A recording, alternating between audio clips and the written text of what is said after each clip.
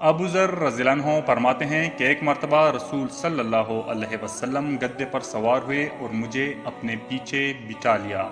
پھر فرمایا، اگر کسی زمانے میں لوگ بھوک کی شدت میں مبتلا ہوں، ایسی بھوک کہ اس کی وجہ سے تم اپنے بستر سے اٹھ کر نماز کی جگہ بھی نہ آ سکو، تو بتاؤ اس وقت تم کیا کرو گے؟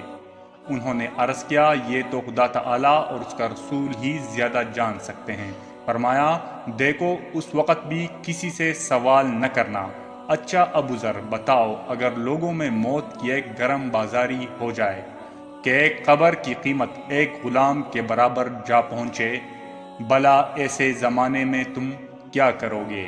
ابو ذر بولے کہ اس کو تو اللہ اور اس کا رسول صلی اللہ علیہ وسلم ہی زیادہ جانتے ہیں۔ فرمایا، دیکھو صبر کرنا۔ اس کے بعد آپ صلی اللہ علیہ وسلم نے فرمایا، اگر لوگوں میں ایسا قتل و قتال ہو کہ خون حجار زید تک پہنچ جائے، بھلا اس وقت تم کیا کرو گے؟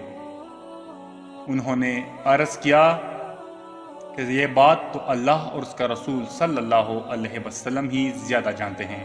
فرمایا، بس اپنے گھر میں گھسے رہنا اور اندر سے اپنا دروازہ بند کر لینا۔ ابو ذر نے عرض کیا، اگر اس پر بھی چھوٹ نہ سکوں؟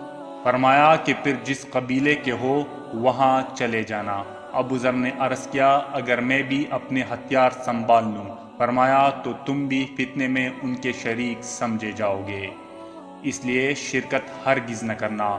اور اگر تم کو ڈر ہو کہ تلوار کی چمک تم کو خوفزدہ کر دے گی، تو اپنی چادر کا پلہ اپنے منہ پر ڈال لینا اور قتل ہونا گوارا کر لینا۔ تمہارے اور قاتل کے گناہ سب کے سب قاتل ہی کے سر پڑ جائیں گے۔